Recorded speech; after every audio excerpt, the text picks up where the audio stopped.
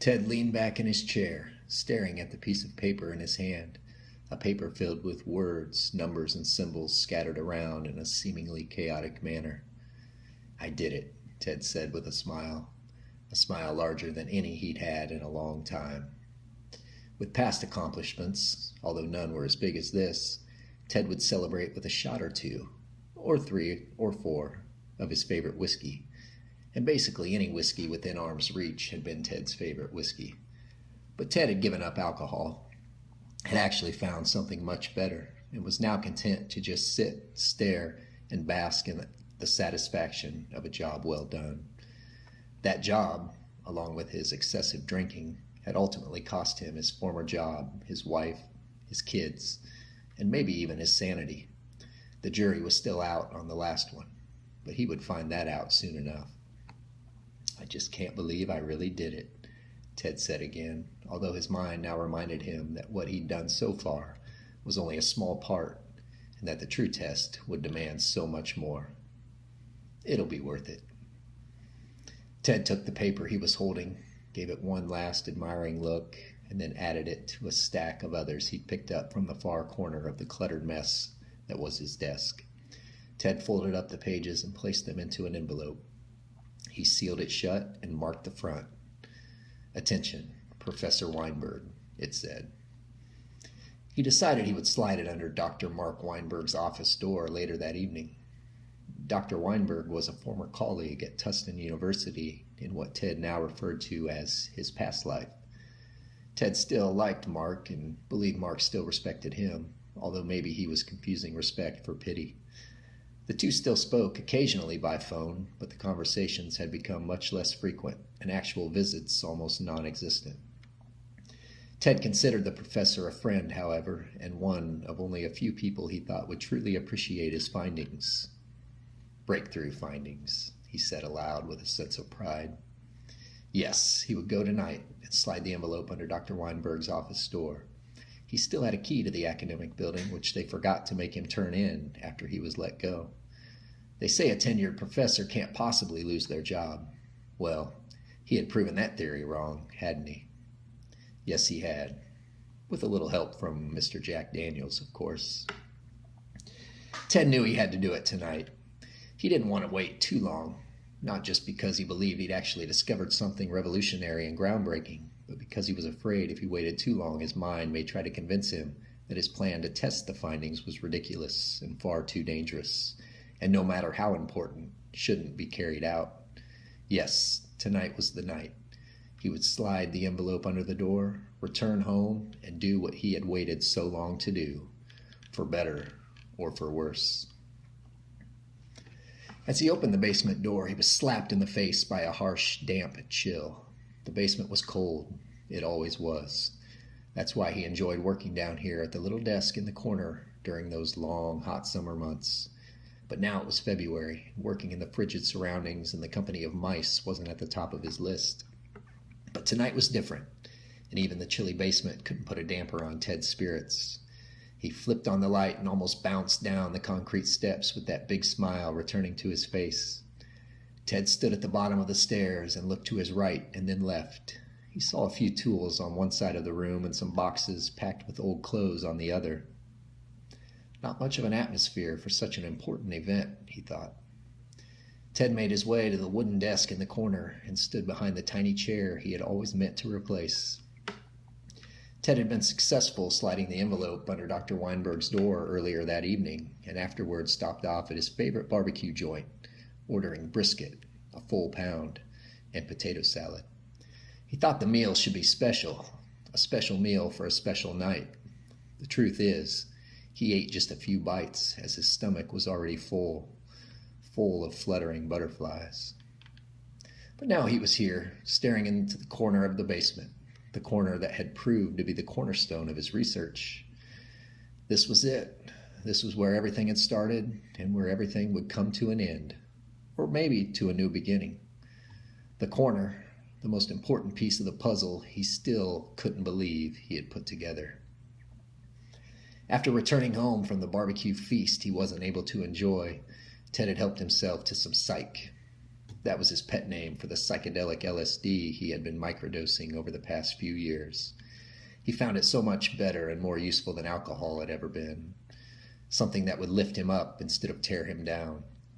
After Ted experienced it the first time, he knew that he could accomplish something big, that he needed to accomplish something big.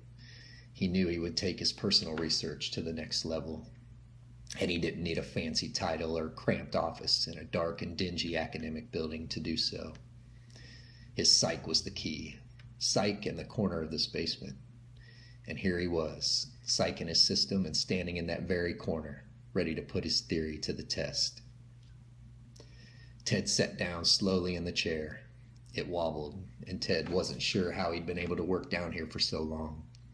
He steadied himself, closed his eyes, and allowed his mind to find traction and explore.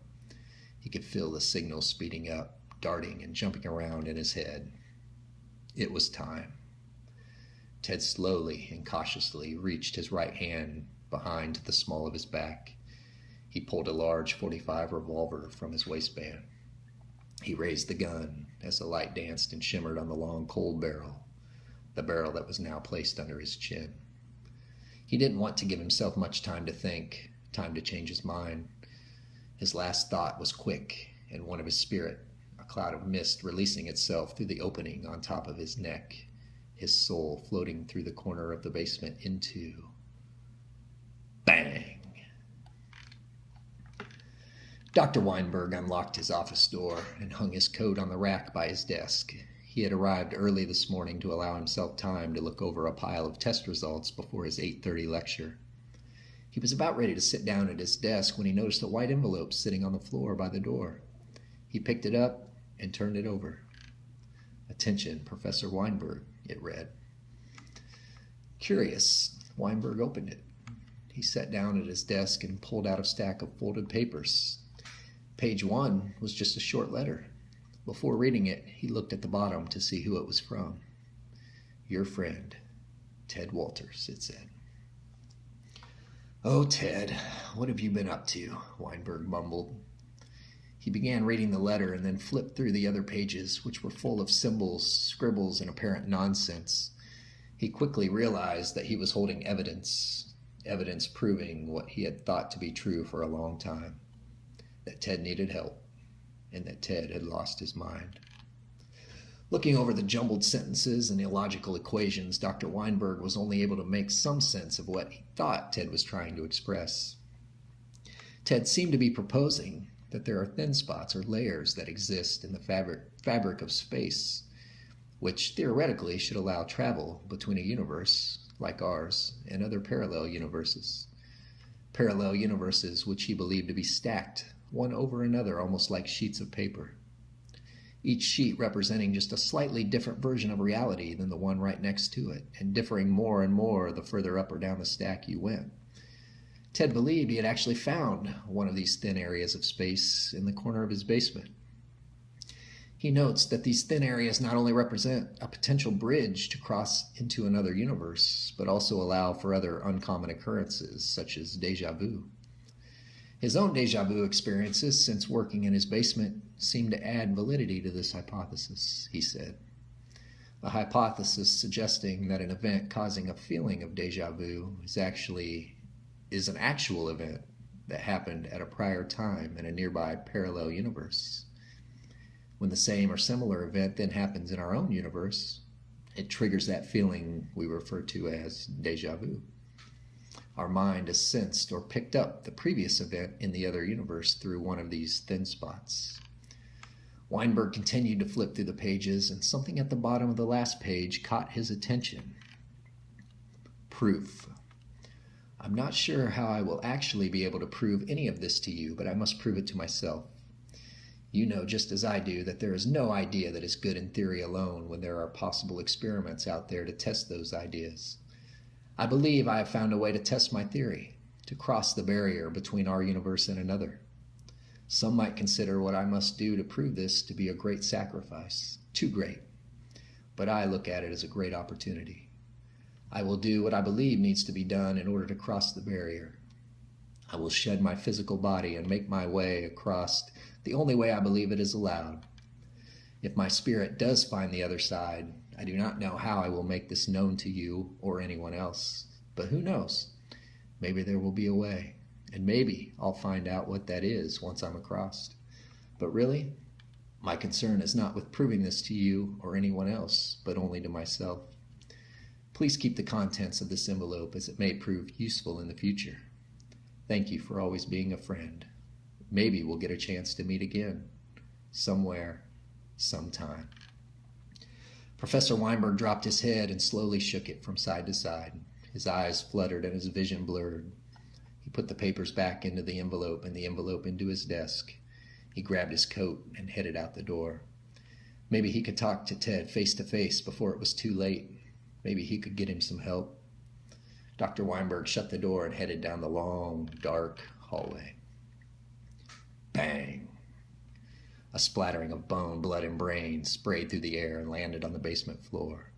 Ted's arm dropped. The gun fell, and his almost headless body jerked to the left and dropped out of the chair. A large pool of blood began to grow. No spirit or soul left the body of Ted Walters as he laid on the cold, hard floor.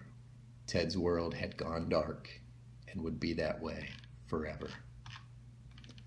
The doorbell chimed. "I got it, honey," Ted said as he made his way to the front door. "Mark, come on in. Glad you could make it." "Hey, thanks for the invite. Here, this is for you." Mark handed Ted a bottle of alcohol-free whiskey. "Thanks. How'd you know this is my favorite?" Ted said with a smile. Mark had been giving Ted non-alcoholic whiskey for years now. An old joke, but both still found it funny.